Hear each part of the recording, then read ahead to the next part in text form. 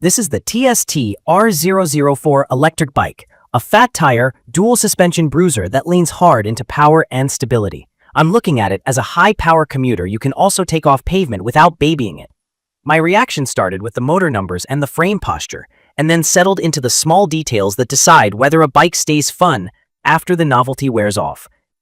That stand out. A 750-watt brushless rear hub that peaks at 1500 watts, a claimed 90 Newton-meters of torque, and a 48-volt, 15-amp-hour removable battery rated at about 720 watt-hours.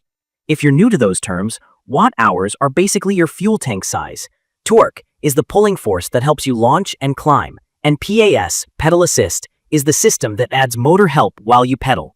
The combo here gives a stated 28 miles per hour top speed out of the box, which is typical Class 3 behavior. The brand also talks about app-based tuning. Riders often mention unlocking a bit more speed, but laws vary, so I treat anything above 28 miles per hour as private property or trail rules apply. From my experience with high-power fat tire e-bikes, these numbers translate to snappy takeoffs and confident hill work, especially with 20-inch wheels that keep torque feeling lively at the tire. The 4-inch wide rubber is your traction cheat code. Fat tires spread out, float better on soft stuff like sand or snow, and calm down rough pavement. Pair that with front and rear suspension and you get a ride that stays planted, which is exactly what you want when the motor wants to party. I noticed how much stability matters more than raw speed on bikes like this. Wide contact patches, a long, low stance, and a sturdy aluminum frame make the R004 feel like it's built to carry real loads, not just look tough. The battery here is removable, UL certified and rated to charge in about 6 to 7 hours.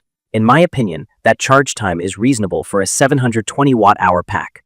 The brand quotes up to 60 miles in PAS and about 40 miles on throttle for the 15 kilowatt-hour version. Those figures line up with what I've seen across similar bikes when you ride in mixed modes and don't overload the cargo. Your actual range will swing with rider weight, wind, hills, and how much you lean on the throttle. If you step up to the 25A option, you're basically getting a bigger gas tank. The listing calls out up to 110 miles in ideal PAS conditions, which assumes light assist and smooth cruising.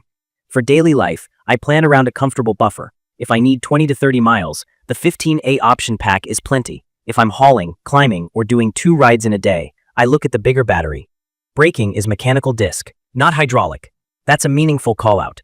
Mechanical discs are simple, cheaper to service, and easy to understand, but they take more hand force and more frequent adjustments to keep them crisp, especially on a 66-pound bike that can hit high speeds. In my experience, riders who push hard on steep descents will prefer hydraulic brakes for better modulation and lower hand fatigue. If you're mostly urban, rolling terrain, stoplights, and bike paths, mechanical discs can be fine as long as you keep the cables and pads dialed.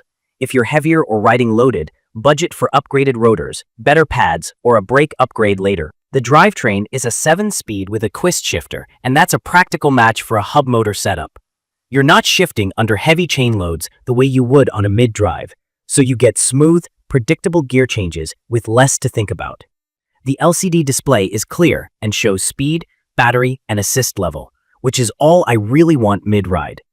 Lighting is bright up front with a tail light for visibility. I care a lot about lights on faster e-bikes because you're traveling at moped speeds. Being seen is part of staying safe. Comfort matters here. Dual suspension on a fat tire platform does real work. It takes the buzz out of broken pavement and the slap out of gravel when you're standing on the pedals.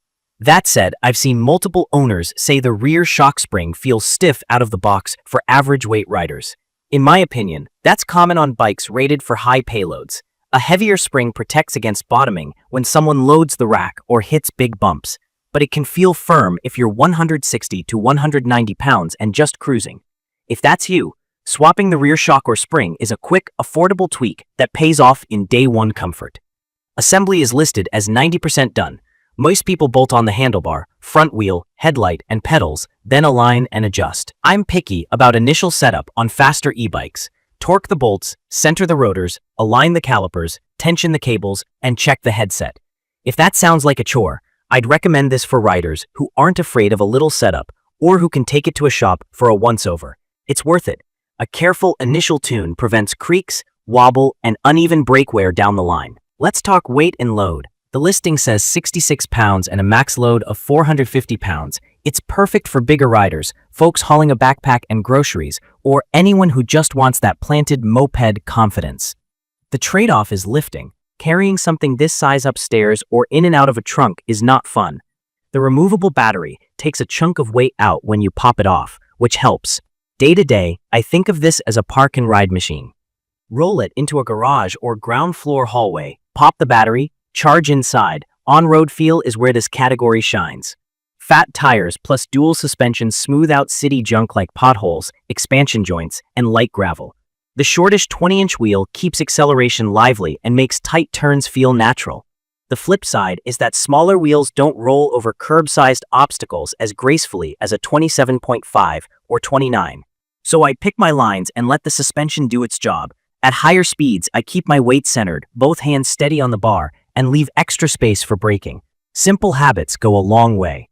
The brand lists a 180-day warranty. That's basic but better than nothing.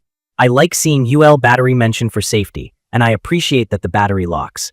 Anti-theft on the pack is underrated, especially if you park outside coffee shops or at work. As with any e-bike, plan on routine maintenance, check fasteners, lube the chain, true the wheels if they take a hit, and keep those brakes adjusted. Small, regular care is the difference between a silent, confident bike and a squeaky one that always needs attention. In my opinion, the R004 is a strong value if your priorities are power, stability, and versatility. It looks and rides like a moped-style e-bike without losing the simplicity that makes hub motor machines easy to live with. The pros are clear: serious motor torque, removable UL-certified battery, real suspension, fat tires that grip, and a frame that doesn't flinch under load. The considerations are also clear. Mechanical brakes need love. The rear shock may feel stiff to lighter riders, the weight is real, and the charge time is an overnight plan. It's perfect for riders who want confident speed up to 28 miles per hour, mixed-use surfaces, and a sturdy build for heavier payloads or longer commutes. From my experience with similar bikes, the R004 spec sheet and owner feedback suggest it delivers the punch people expect in this category, with a platform that's easy to tweak. If you're chasing maximum comfort out of the gate, budget for a rear shock swap and upgraded brake pads. If you're new to e-bikes, remember, PAS levels are your friend. Ride in lower assist when you want to stretch range and step it up when the hills or headwinds hit. I'd recommend this for adults who want a tough daily rider that doubles as a weekend trail explorer, who don't mind a little setup, and who value torque and stability over ultra-light weight. If you live with stairs or plan to car mount it often, think about storage first. If you're on the fence between battery sizes, the 15 amp hour makes sense for typical commutes. The 25 amp hour is the long-haul, low-anxiety pick. In conclusion, the TST R004 hits the sweet spot for power and practicality at its price. It's a muscular, comfortable, and customizable ride, with room to grow as you dial in the suspension and brakes to your taste. Treat it like a fast bicycle with moped manners. Respect its speed, keep up with the basics, and it will return a lot of fun miles. If this video helped, hit subscribe and drop your questions or your own R004 tips in the comments. Thank you for watching.